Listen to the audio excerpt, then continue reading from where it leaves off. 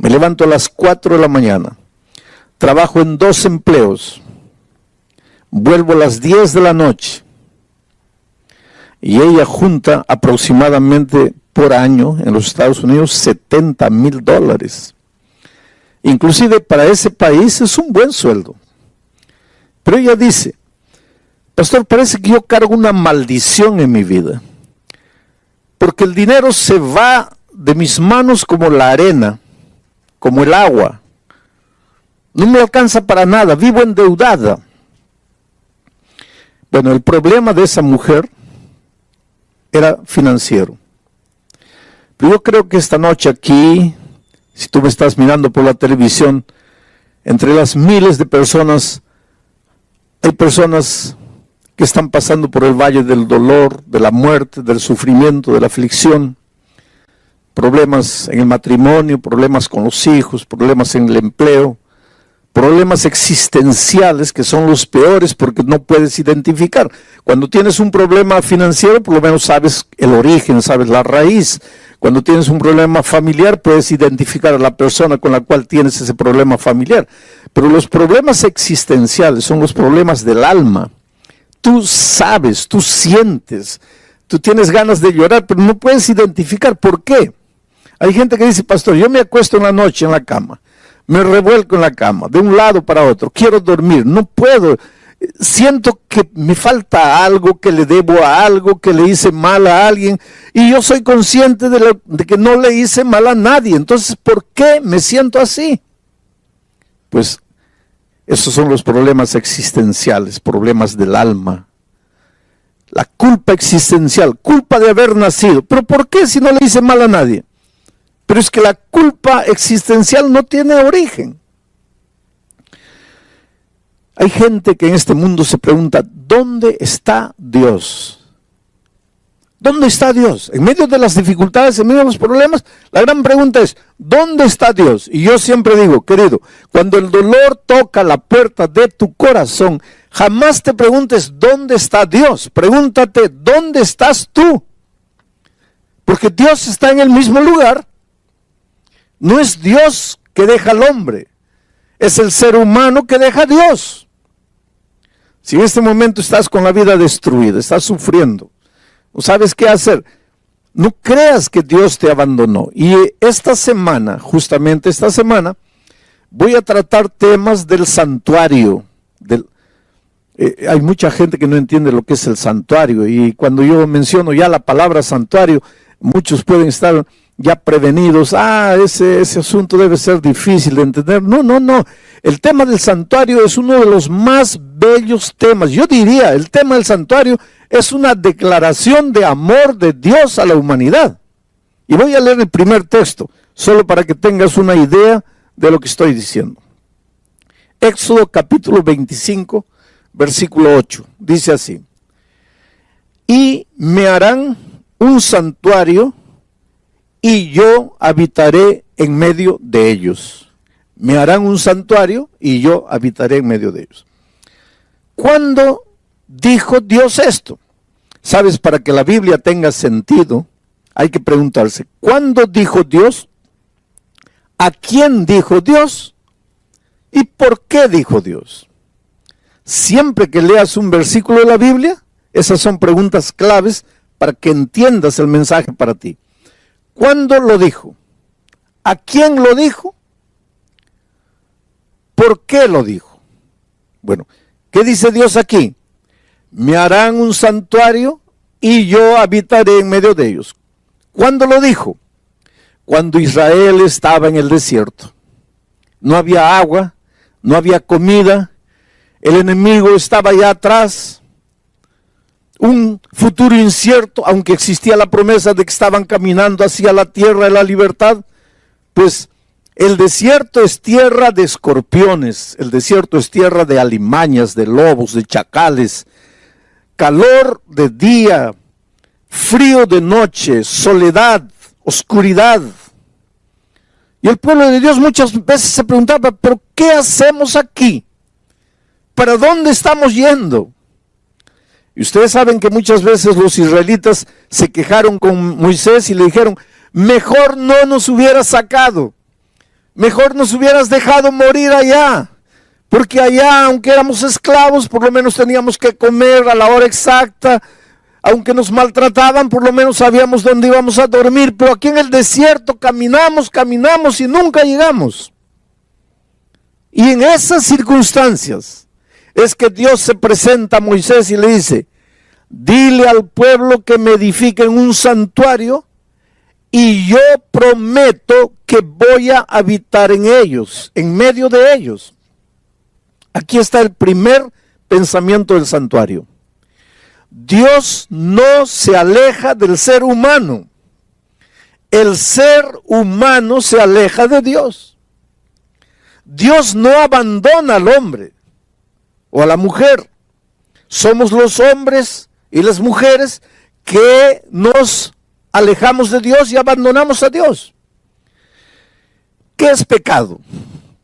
Para entender lo que estoy diciendo hasta aquí, hay que entender lo que es la palabra pecado. Mucha gente piensa que pecado es robar, matar, adulterar. Esos son actos pecaminosos. Esas son conductas pecaminosas. Pero el pecado es más que eso. Antes de matar, el pecado es otra cosa. Antes de robar, el pecado es otra cosa. Antes de transgredir la ley, el pecado es otra cosa. Para entender qué es pecado, habría que entender qué es justicia, porque el pecado es lo opuesto de la justicia. Hay dos conceptos opuestos: pecado y justicia. La justicia y el pecado no pueden convivir juntos. Pablo dice: ¿qué comunión hay entre la justicia y la injusticia? Y la injusticia es el pecado. ¿Qué comunión hay entre la luz y las tinieblas? Cristo es la luz, el pecado, las tinieblas. ¿Qué comunión hay entre Cristo y Satanás? Entonces, ¿qué cosa es pecado? Pecado, antes de matar, es alejarse de Dios, separarse de Dios, abandonar a Dios, dejar a Dios. Básicamente eso es el pecado. Ahora, la persona que abandona a Dios acaba pecando, acaba practicando el pecado, el acto pecaminoso, acaba matando, robando, haciendo miseria. Pero esto de robar y matar ya es la consecuencia de haber abandonado a Dios. Porque si tú estuvieras en comunión con Dios, jamás matarías, jamás robarías, jamás practicarías la injusticia, porque al estar en comunión con Dios, estás en comunión con la justicia. Entonces, el pecado básicamente es apartarnos de Dios. Lo más triste, lo más terrible que el pecado hace en la vida no es que nos mandan a la cárcel por haber matado. Lo peor del pecado es que nos separa de Dios. Y al separarnos de Dios, pues ya crea el vacío dentro del corazón, porque si salimos de las manos de Dios, jamás seremos felices hasta devolvernos a Dios. Desde que Adán y Eva, miren, Adán y Eva, antes de tomar el fruto, ¿qué hicieron? Se apartaron de Dios, dejaron a Dios, vivieron solos y finalmente se acercaron del árbol y tocaron el fruto. Pero ese tocar el fruto ya fue la consecuencia, ya fue el resultado de haberse apartado de Dios. Ahora, ¿qué cosa es el ser humano en medio de la inmensidad del universo? Un granito de arena. Adán y Eva pecaron. Dios no podría haber dicho, pues pecaron. ¿Y qué son esos dos en medio de la infinidad del universo? Pues se apartaron por su propia voluntad, pues que reciban la consecuencia de lo que hicieron. Yo tengo tantos hijos en el mundo, millones y millones de hijos, yo puedo crear otros mundos. Dios podría habernos abandonado, pero no lo hizo. El Señor llegó al jardín, buscando, llamando, y su pregunta fue: Adán, ¿dónde estás? ¿Y dónde estaba Adán? Escondido entre los árboles. Y desde ahí, la historia de la humanidad ha sido la misma. Dios corriendo atrás del ser humano, el ser humano corriendo de Dios, Dios buscando al ser humano, el ser humano escondiéndose. En el Edén se escondieron entre los árboles. Hoy día hay gente que se esconde en el trabajo. No tengo tiempo para nada, no tienen tiempo para la familia, no tienen tiempo para Dios, están tan ocupados en el trabajo, escondidos en el trabajo. Hay gente que está escondida en medio de los vicios, hay gente que está escondida en medio de los placeres.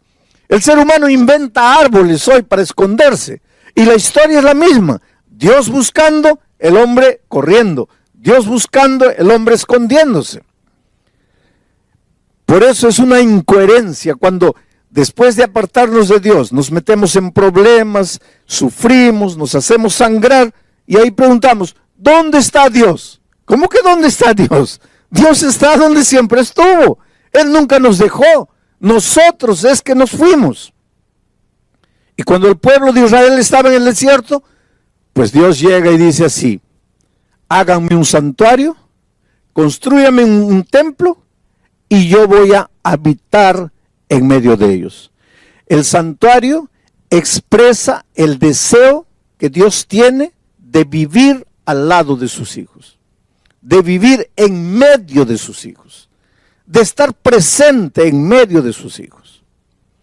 Ahora mucha gente se pregunta, pero y antes de estar en el santuario, porque ahora Dios está en su santo templo, pero y antes de estar en el santuario, ¿dónde vivía Dios? Hay mucha gente, ¿sabes? Porque nosotros, por la palabra de Dios, sabemos que el santuario que Israel construyó en esta tierra era una reproducción del santuario del cielo. Quiere decir, Dios le mostró a Moisés el santuario del cielo. Él vio el santuario, vio las medidas, vio la forma, recibió todo de Dios y fue a los artesanos de Israel y les dijo, mira, Dios me ha mostrado esto, me ha dado las medidas, vamos a construir el santuario y Dios ha prometido que va a vivir en medio de nosotros. Pero hay muchos cristianos inclusive que no creen que hay un santuario en el cielo. No creen. Ellos piensan, muchos cristianos, muchos estudiosos de la Biblia, dicen que en el cielo no hay santuario, que Dios no necesita un santuario para poder vivir. Y realmente Dios no necesita un santuario para poder vivir, porque Dios es Dios. ¿Por qué existe el santuario en el cielo? Y después voy a explicar por qué existe el santuario en la tierra. ¿Por qué existe el santuario en el cielo? Mira, Dios es infinito, no está limitado al tiempo ni al espacio. Pero el ser humano es finito y está limitado al tiempo y al espacio. ¿Cómo es que un Dios infinito, que no está limitado al tiempo y al espacio, podría vivir en comunión con un ser finito, limitado al tiempo y al espacio? ¿Cómo podrías juntar esas dos cosas? Pero ¿qué es lo que Dios quiere? Vivir con sus hijos. Pero Él es infinito. Él no está limitado ni al tiempo ni al espacio. Y el ser humano, sus hijos amados, sí están. Entonces Dios, en medio del universo, en medio del cielo, estableció un lugar físico, un santuario. ¿Para qué? El santuario es el punto donde el Dios infinito, que no está amarrado ni al tiempo ni al espacio, se junta con la criatura finita, amarrada al tiempo y al espacio. Es el punto del encuentro entre Dios y la criatura, ni siquiera el ser humano, porque nosotros estamos en la tierra. Estoy hablando de las criaturas angelicales. El punto en que ambos se encuentran es el santuario celestial. Y la Biblia tiene textos y más textos probando. Por ejemplo, si tú lees el libro, la epístola a los Hebreos, no hay cómo negar que haya un santuario en los cielos. ¿Por qué existe el santuario? Porque Dios quiere vivir en medio de sus criaturas. ¿Y en esta tierra por qué? Porque también Dios quiere vivir en medio de sus hijos. Por eso le pidió a Israel que construyera un santuario. Ahora, durante esta semana vamos a ver cómo a través del tema del santuario, Dios nos muestra la realidad de nuestra vida. Yo te digo, por ejemplo, estás sin empleo. Por más que buscas el empleo, no lo encuentras. Cuanto más fiel quieres hacer a Dios, parece que menos empleo encuentras. ¿Por qué sucede eso? La explicación está en el santuario. Tienes un hijo, lo educas con amor, con cariño. Cuando es pequeñito le compras libros, le compras música cristiana. Antes de dormir le cuentas historias, haces la oración, lo haces dormir. Y cuando llega joven se va de la iglesia y no quiere saber nada. ¿Por qué sucede eso? La respuesta está en el santuario. Estás lleno de deudas, como esa señora de Estados Unidos. Gano 70,000, pero no me alcanzan para nada. ¿Por qué el dinero no te alcanza? La respuesta está en el santuario. Y ahora tú te puedes quedar medio curioso, pero pastor, la respuesta para todo está en el santuario. Sí. Y Pablo dice que nosotros solo podemos entender las cosas que no se ven a través de las cosas que se ven. Y como nosotros no podemos entender los misterios del universo, porque en el universo hay misterios, dice Pablo en Efesios que nosotros vivimos en permanente lucha y que nuestra lucha no es contra carne y sangre, sino contra principados, contra fuerzas espirituales en las regiones celestes. Y esa lucha es espiritual y es misteriosa, no la entendemos. El dolor que tú estás viviendo, el cáncer que llegó a tu vida, la incomprensión de tu familia, el divorcio que llegó, todo eso ya es resultado de esa lucha cósmica, de esa lucha misteriosa que no entendemos. Y la explicación para todo eso está en el santuario. Oh, querido, hay una cosa. Dios te ama, te ama, te ama, con un amor que tú nunca vas a entender. En este momento tal vez tú me estás mirando por el internet allá, triste, solo, derrotado, y te preguntas, ¿qué pasa con mi vida? Yo quisiera que tú entiendas que Dios te ama, te ama, te ama. Sabes que en todos estos años de mi ministerio, que no son pocos, uno de los temas más difíciles para mí, una de las cosas más difíciles de hacer entender al ser humano, ha sido hacerle entender el amor de Dios. ¿Y sabes por qué? Porque tú, cuando piensas en el amor de Dios, tú piensas en el amor de Dios, pero relacionado con el único tipo de amor que tú conoces, que es tu propio amor. Cuando piensas en el amor de Dios, ¿qué referencia tienes para amor? Tu amor. Pero tu amor humano, por más bonito que te parezca, es amor humano. Es un amor manchado de egoísmo. El otro día una señora decía, no, pastor, mi amor no está manchado de egoísmo. Yo realmente amo de verdad a mi esposa. No, tú dices eso. Tú dices, yo amo a mi esposa, yo daría la vida por mi esposa. Yo, si ella está enferma de riñón, me sacaría un riñón para darle a ella. Ella es mi vida, ella es todo para mí. Y si un día descubres que esa esposa te está traicionando con otro hombre, ¿a dónde se va tu amor? ¿Qué pasó con tu amor? Es que nosotros los seres humanos amamos al que nos ama. Amamos si podemos recibir algo en cambio. Amamos al que retribuye nuestro amor. Pero Dios no. Dios cuando ama, Él no espera nada. Simplemente ama. Nosotros cuando amamos, esperamos algo. Y por eso que una señora un día me dice, pastor, yo aguanté a mi marido 30 años, el tipo yendo con una mujer, con otra mujer, emborrachando, lo aguanté 30 años, pero mi amor se acabó. Pues el amor humano se acaba, pero el amor de Dios no se acaba. Por eso yo siempre digo, si eres malo, Dios te ama. Si eres bueno, Dios te ama. Si aceptas a Jesús, Dios te ama. Y si no lo aceptas, también te ama. Pero ¿cómo puede ser eso? Es que la Biblia dice que Dios es amor. Nunca te atrevas a decir, Dios se va a cansar de amarte. ¿Cómo se va a cansar de amarte? El día que Dios se canse de amarte, se cansará de ser Dios. Porque Dios es amor. Y si el amor si Dios es eterno, pues el amor es eterno.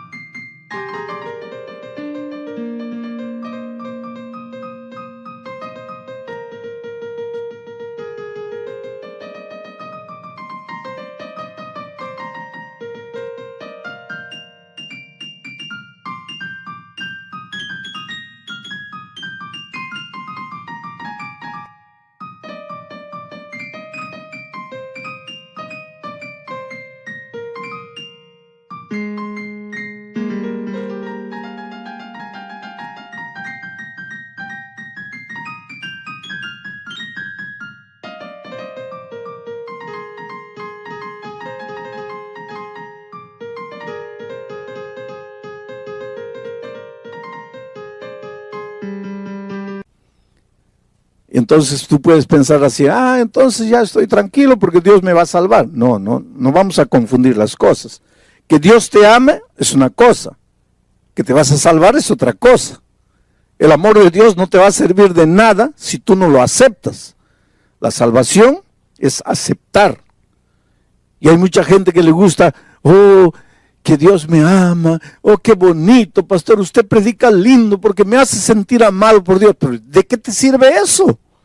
El asunto no es que tú te sientas amado por Dios, el asunto es que tú te apoderes del amor de Dios.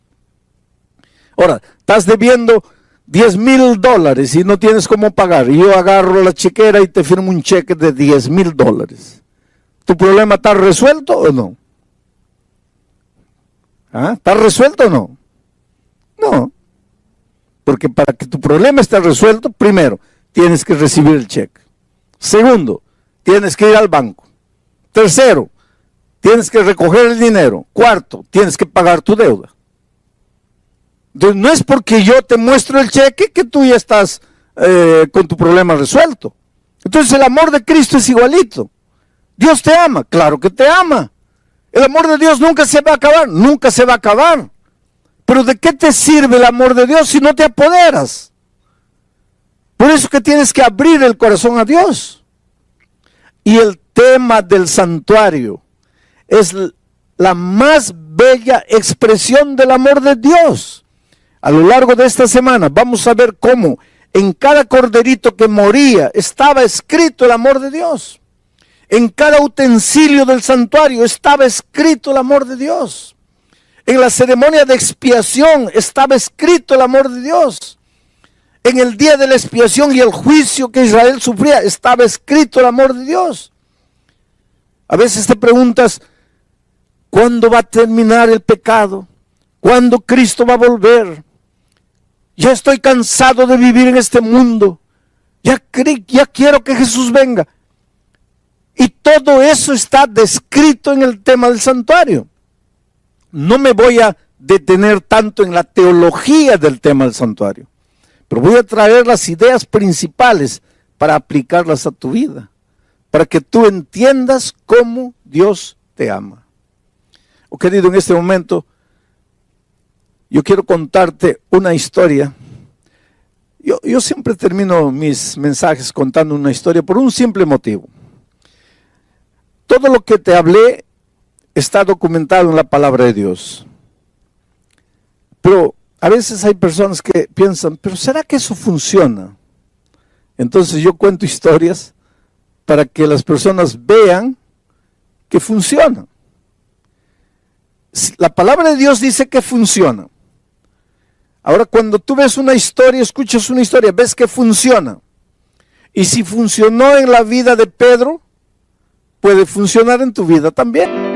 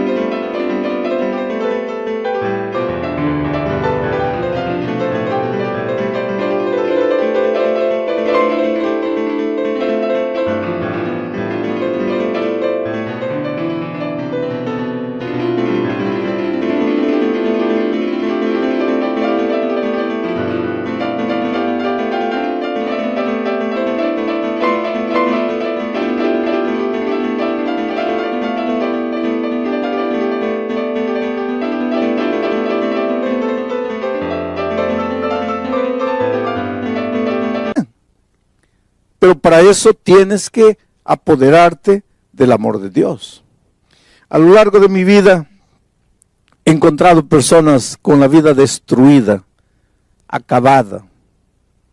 Los hogares sufren mucho, ¿sabes? Y sufren mucho por un simple motivo. Un hogar está formado básicamente por un hombre y una mujer. Ahí ya comienzan los problemas. ¿Y sabes por qué? Porque el hombre tiene cabeza de hombre y la mujer tiene cabeza de mujer. Cuidado, hay hombres que quieren tener cabeza de mujer y ahí se meten en problemas. Y mujeres que quieren tener cabeza de hombre. No, el hombre es hombre y tiene que ser hombre. Y actuar como hombre, vestirse como hombre y portarse como hombre. Y la mujer igual, como mujer. Pensar como mujer, sentir como mujer, vivir como mujer, actuar como mujer. Solo que cabeza de hombre es cabeza de hombre y cabeza de mujer es cabeza de mujer. No estoy hablando de inteligencia, porque ambos son inteligentes. Y en algunas ocasiones el hombre puede ser más o la mujer puede ser más, eso no es problema. Tanto así que mujeres pueden ser presidentes de grandes naciones y sin problema. Mujeres pueden ser presidentes de grandes empresas y no hay problema. Yo no estoy hablando de ese tipo de diferencia. Pero que mujer piensa como mujer, piensa porque es mujer. Y el hombre piensa como hombre porque es hombre. Por eso yo siempre digo que la mujer no fue creada para ser entendida por los hombres. No trates de entender. Mira, si tú eres esposo, no trates de entender a tu esposa que te vas a volver loco. Las mujeres no fueron entendidas, no fueron creadas para ser entendidas. Fueron creadas para ser amadas. Ama a tu esposa. No trates de entenderla porque vas a enloquecer. Ahora, ¿es posible dos cabezas diferentes vivir 40 años en un clima de amor, de comprensión, de entendimiento? Sí, es posible. Es posible. Yo estoy casado casi 50 años con la misma mujer, entonces es posible. ¿Hay diferencias? Claro que hay diferencias. Ahí entra el evangelio. Ahora, ¿por qué estoy haciendo todo eso? Porque yo encuentro parejas destruidas, acabadas. ¿Cómo el tema del santuario podría ayudar a una pareja destruida? En México, un hombre golpeaba a la esposa, la maltrataba, especialmente cuando bebía. Y el problema era que bebía todos los días. Entonces todos los días la maltrataba. Cuando le pasaba la borrachera, ahí pedía perdón, ay, discúlpame, yo te amo, yo no quiero hacerte nada. Pero al día siguiente la volvía a golpear y la volvía a maltratar. Y a veces la maltrataba feo, que la mandaba al hospital a la pobre. Y entonces un día, y él la amenazaba, porque ella un día le dijo así, mira, un día vas a llegar aquí y no me vas a encontrar.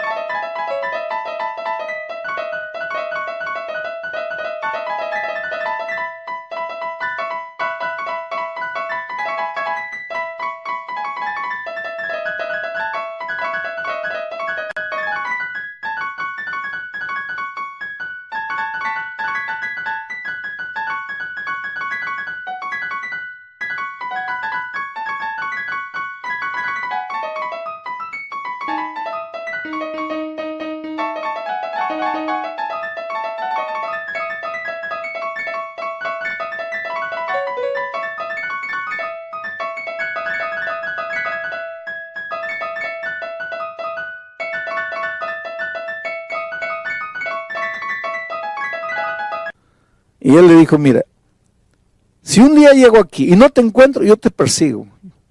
Yo te busco por el mundo entero y te encuentro.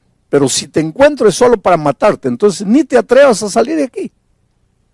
Pero un día la golpeó tanto que la pobre comenzó a pensar y llegó a la siguiente conclusión. Si me quedo aquí, me va a matar. Y si me voy, él dice que me encuentra y me mata. Solo que si me voy, queda la posibilidad de que nunca me encuentre. Pero si me quedo aquí me va a matar. Entonces me voy. Y un día cuando él se fue a trabajar, pues ella salió de México, atravesó el río y se metió al desierto. Y caminó días y días ahí, no tenía documentos, atravesó el río, se fue.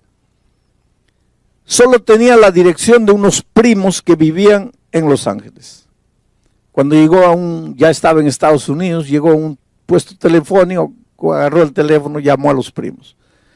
Y el primo le atendió, hola, ¿dónde estás? Estoy aquí en Estados Unidos. ¿Pero cómo? Sí, y le contó, me escapé porque mi marido me iba a matar allá, me escapé, estoy aquí, no sé, estoy perdido, no sé a dónde ir, no sé dónde estoy. Pero, ¿dónde está más o menos? Dame la indicación. Y el primo fue, la encontró y la llevó para casa. Solo que la familia del primo había conocido el evangelio. En México no, pero llegando a California había conocido el evangelio. Entonces todos estudiaban la Biblia, cantaban en las mañanas antes de salir a trabajar, todos se reunían, hacían el culto. Y ahora esta prima que había llegado de México también participaba, solo que ella no quería saber nada con la Biblia. Porque sabes que hay gente que dice, no, yo no quiero estudiar la Biblia. ¿Y por qué no? Es que no quiero cambiar de religión. Hay gente que piensa que hay que estudiar la Biblia para cambiar de religión. Hay gente que piensa que el bautismo es cambiar de religión. Querido, la Biblia no tiene nada con cambiar de religión.